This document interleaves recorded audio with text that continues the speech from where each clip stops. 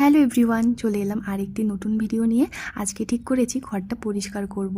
দেবরাজ সকালে চলে গেছে ব্রেকফাস্ট করে, আর আজকে আমিও ওর সাথে ব্রেকফাস্ট করে নিয়েছি। তো এখনও চলে গেল, আর আমি ভাবলাম যে আজকে ঘরটা একটু পরিষ্কার করে নিই।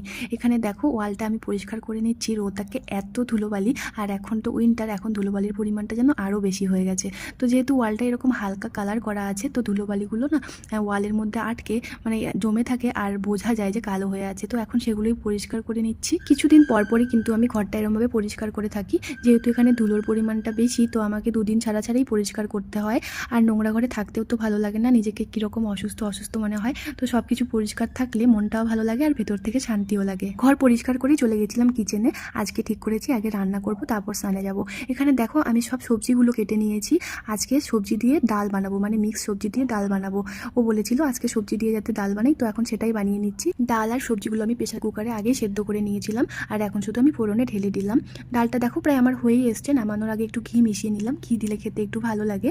ডালটা বানিয়েই আমি চলে যাব স্নানে। আর ভাতটা আমি পরে বানাবো, দেবরাজ যখন আসবে তার আধ ঘন্টা আগে আমি বানাবো। গরম গরম ভাত ঠান্ডার দিনে খেতে ভালো লাগে। আর এখন আমি চান করে এলাম, চান করে এসে পুজোটা দিয়ে নিলাম। আর এখন আমি করব কিছু কাজ। দেবরাজ কিছু কাজ দিয়ে গেছে, মানে ওর থিসিসের কাজ দিয়ে গেছে, সেগুলোই আমাকে এখন করতে হবে। তো কাজ করতে করতে ও চলে আসবে, তারপর আমি যাব হলো গিয়ে পাঁপড় ভাজতে। তো ভাতটা ওদিকে বানিয়ে নিয়েছি, এখন আমরা পাঁপড় ভাজবো। পাঁপড় ভাজা আর ডাল দিয়ে খেয়ে নেব। তো আজকের ব্লগটা এইটুকু, আবার আসবো নেক্সট ব্লগে। সবাই ভালো থেকো, টাটা সবাইকে।